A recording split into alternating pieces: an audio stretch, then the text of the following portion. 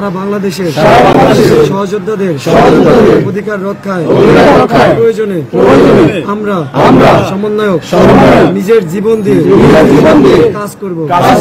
ছাত্র পাওয়া সহযোদ্ধাদের অধিকার রক্ষায় ছাত্রদের বিরুদ্ধে গণ আন্দোলন তৈরি করতে এক দফা দাবিতে শপথ পাঠ করল আনসার বাহিনী।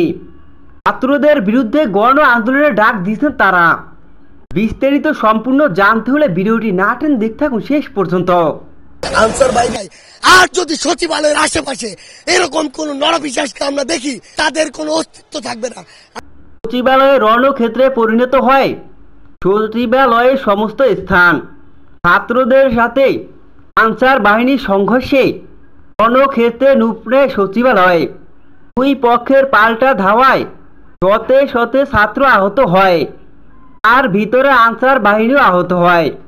কিন্তু ছাত্রদের ভিড়তে 4 জন খুব ক্রিটিক্যাল, যার মধ্যে রয়েছে অমর নায়ক হাসান আবদুল্লাহ।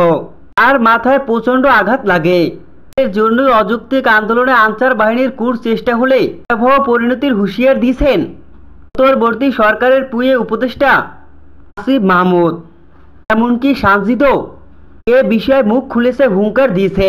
কিন্তু ছাত্রদের এই হুঙ্কার না শুনে এবার ভয়াবহ আন্দোলনের ডাক দেওয়ার জন্য শপথ পাঠ করে আনসার বাহিনী। যেখানে দেখা যায় আনসার বাহিনীরা সবাই সমন্বয়করা হাতে হাত রেখে শপথ পাঠ করে, যেখানে বলেন আমাদের সারা বাংলাদেশের সহযোদ্ধাদের অধিকার রক্ষার প্রয়োজনে আমরা সমন্বয়ক নিজের জীবন দিয়ে দেব। এভাবেই আনসার বাহিনী সহযোদ্ধাদের অধিকার রক্ষায় গণ আন্দোলনের হুঁশিয়ার দেন।